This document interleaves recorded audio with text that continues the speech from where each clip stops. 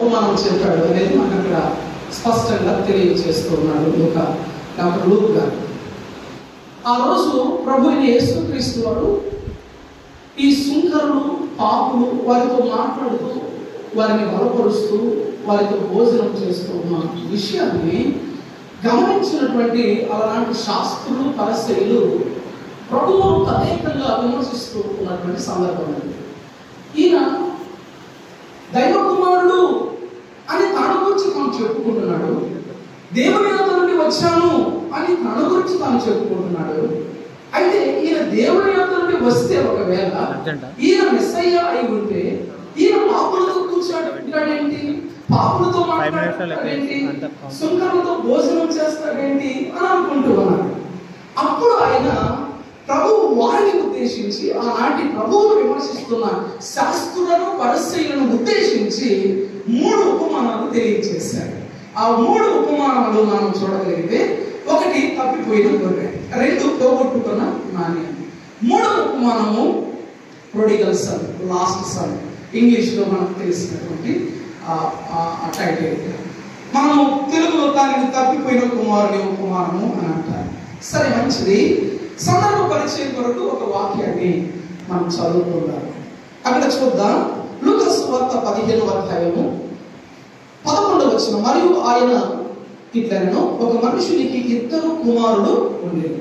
12వ వచనం. వారిలో చిన్నవాడు, తండ్రి, ఆస్తులు నాకు వచ్చు భాగమని తన తండ్రిని అడగగా అతను వారికి తన ఆస్తిని పంచి పెట్టిన. రైట్. ఇక్కడ ప్రభువు తెలియచేస్తూ ఉన్నాడు.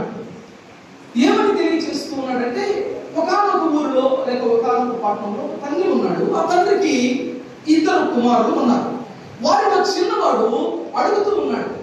ఏమని అడుగుతూ ఉన్నాడంటే, తండ్రి, నాకు రావాల్సినటువంటి ఆస్తులు నా భాగం ఇచ్చేసేయి అన్నాడు. అన్నాడు. ఆ తర్వాత ఆ తండ్రి, వద్దు బాబు, చిన్నవాడిగా ఉన్నావు,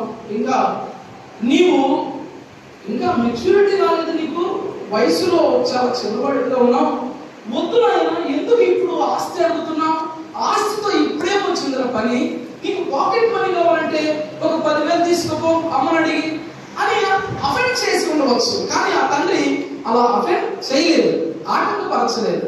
తండ్రి కుమారుడు అడగంలోనే, చిన్న కుమారుడు అడగంలోనే తండ్రి ఆస్తిని పంచాడు. ఎవరెవరికి పంచాడు?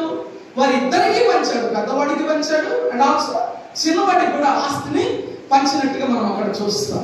ఇక్కడ నుంచి ఒక వర్తమానాన్ని ఈ సమయంలో మనము నేర్చుకుందాం. ప్రియ దేవుని బిడ్డరా, మొదటి విషయం ఏంటంటే, చిన్న కుమారుడి గురించి నేను మాట్లాడాలి అని అనుకుంటున్నాను.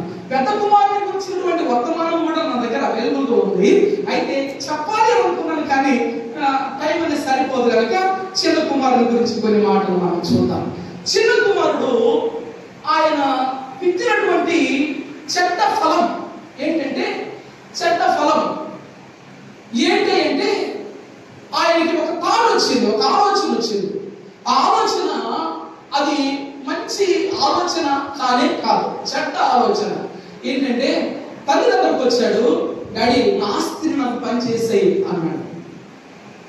అది నిజంగా మంచి థాట్ అనేది కాదు, మంచి ఆలోచన కాదు. తనకై తాను ఆలోచన చేశాడో లేకపోతే ఎవరైనా ఫ్రెండ్స్ చెప్పారో మనకు తెలియదు, కానీ ఆ ఉపమాన భావాన్ని మనం చూడాలి. ప్రభువుకు ప్రియ దేవుని బిడ్డరా, ఆయన విత్తినటువంటి చెడ్డ ఫలం ఏంటంటే, ఆయన తీసుకున్న చెడ్డ నిర్ణయం ఏంటి?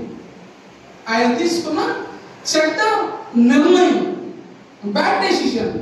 ఆ కారణం చేత ఏమేమి జరిగిందో మనము కిందకు చదువుతూ రాగలిగితే మనకు అర్థం అవుతుంది. అన్ని వచనాలు చదవడానికి సమయం లేదు కనుక నేను అలా త్వరగా ముందుకు వెళుతూ ఉన్నాను. ఆయన అంటున్నాడు, తండ్రి, నాకు రావాల్సినటువంటి వాటా, నా ఆస్తిని నాకు పంచి ఇచ్చేసేయి అన్నాడు. అది that is absolutely bad decision. అవునా కదా? మనము మంచి నిర్ణయాలు తీసుకునేటువంటి నాలెడ్జ్ని దేవుడు మనకి ఇచ్చాడు. What is good, what is bad, what is right, what is good, everything దేవుడు మనకి ఇంటెలెక్చువల్ పవర్ ఇచ్చాడు. అవునా కదా? యంగ్స్టర్స్ అనేది మనం చూడగలిగితే, ఏ రంగంలో పట్టినా ముసలిలను తీసుకోరండి, చిన్న పిల్లలను తీసుకోరు. ఎవరిని కోరుకుంటాడు? యంగ్స్టర్స్ కోరుకుంటాడు, ఏ రంగంలో అయినా సరే. అవునా కదా? ఎందుకంటే వారికి మెమరీ పవర్ చాలా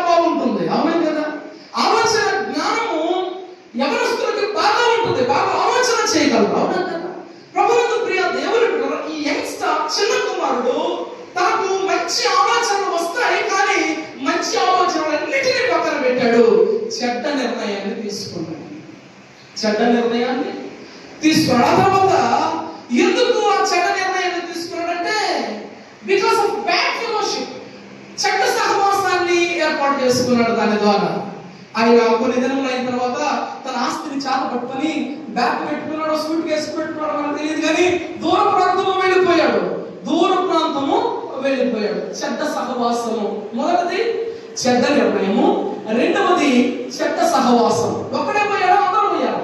అక్కడ దుర్వ్యాపారం వలన ఆస్తిని పాడు చేశాడు. చెడ్డ వ్యాపారము. 3 విషయాలు చెప్పాను.